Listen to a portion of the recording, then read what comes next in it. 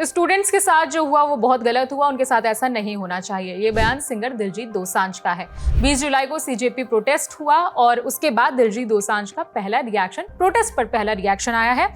Social media platform Instagram पर उन्होंने क्या लिखा उस पर बात करते हैं। पंजाबी में उन्होंने लिखा, हम हिंदी में बताते हैं आपको।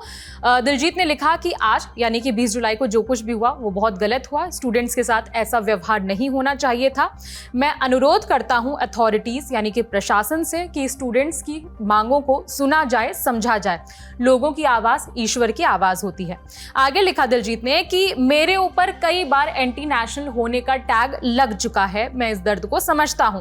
यहां तक कि आज भी मेरे ऊपर एंटी नेशनल का टैग लगेगा। फार्मर प्रोटेस्ट जो हुआ था, किसानों का जो आंदोलन हुआ था, उस समय मैंने बहुत विरोध झेला था। मेरे खिलाफ कई बातें लिखी गई थी और लीगल प्रॉब्लम्स भी हुई थी, यानी कि कानूनी रूप से भी उन्हें काफ़ी विरोध का सामना करना पड़ा था और आज भी मैं उसके बारे में डिस्कस नहीं कर सकता। बाकी ईश्वर सब देख रहा है और सब पर कृपा बनाए रखें। ये दिलजीत दोसांझ का पहला रिएक्शन है सीजेपी प्रोटेस्ट पर।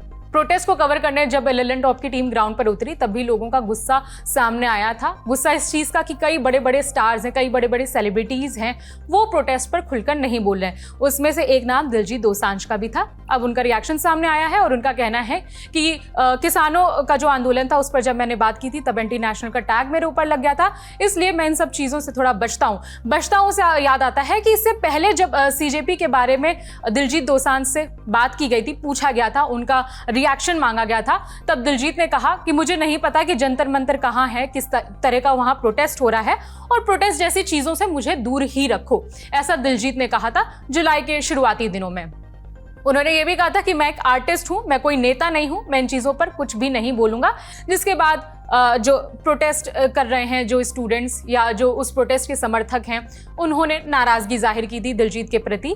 हालांकि अब उनका बयान सामने आया है। उन्होंने अथॉरिटीज़ से अनुरोध किया है कि स्टूडेंट्स की मांगों को सुना जाए, समझा जाए। कल के प्रोटेस्ट की बात करें तो 20 जुलाई को चलो संसद प्रोटेस्ट की शुरुआत हुई। सोनम वांगचुक अभी भी हॉस्पिटल में है, उनकी जगह अभिजीत दीपके ने अनशन शुरू किया था। हालांकि सोनम वांगचुक के अनुरोध पर उन्होंने अपना अनशन तोड़ दिया था। इसके बाद प्रोटेस्ट शुरू हुआ। कई तस्वीरें, कई विभत्स तस्वीरें और वीडियो सामने आए। हमारे जो ग्राउंड पर जो हमारी टीम है उन्होंने साक्षात उस वायलेंस को देखा जब पुलिस कर्मियों की तरफ से हिंसा हुई।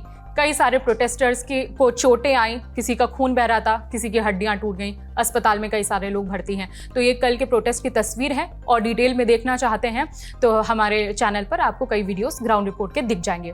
बाकी सोनम वांगचुक अभी भी हॉस्पिटल में है और उन्होंने अनुरोध किया है प्रशासन से, एक लेटर लिखा है जिसमें उन्होंने रिक्वेस्ट की है कि उन्हें हॉस्पिटल से छुट्टी दे दी जाए, उन्हें डिस्चार्ज कर दिया जाए। भले ही थोड़े समय के लिए किया जाए लेकिन कर दिया जाए, क्योंकि फिलहाल उनका स्वास्थ्य ठीक है, उन्हें हॉस्पिटल में रहने की जरूरत नहीं है। वो बाहर आकर प्रोटेस्ट का हिस्सा बनना चाहते हैं, इसलिए उन्हें छुट्टी मिल जाए, ऐसा उन्होंने लेटर लिखा था अथॉरिटीज को। हालांकि अभी भी वो अस्पताल में ही भर्ती हैं।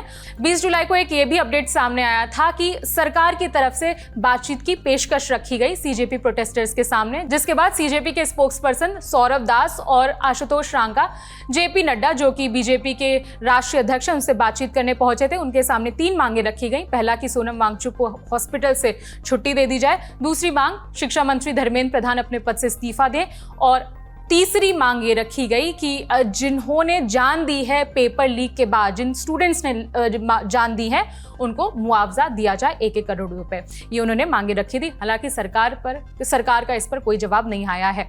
20 जुलाई के प्रोटेस्ट में कई सारे सेलिब्रिटीज नजर आए थे जिन्होंने इस विरोध प्रदर्शन में हिस्सा लिया और इसी को लेकर अब दिलजीत दोसांझ का बयान भी सामने आया है। इस पर आप क्या सोचते हैं हमें कॉमेंट करके बता सकते हैं। बाकी अपडेट्स के लिए देखते रहिए द एलएलएन टॉप। शुक्रिया।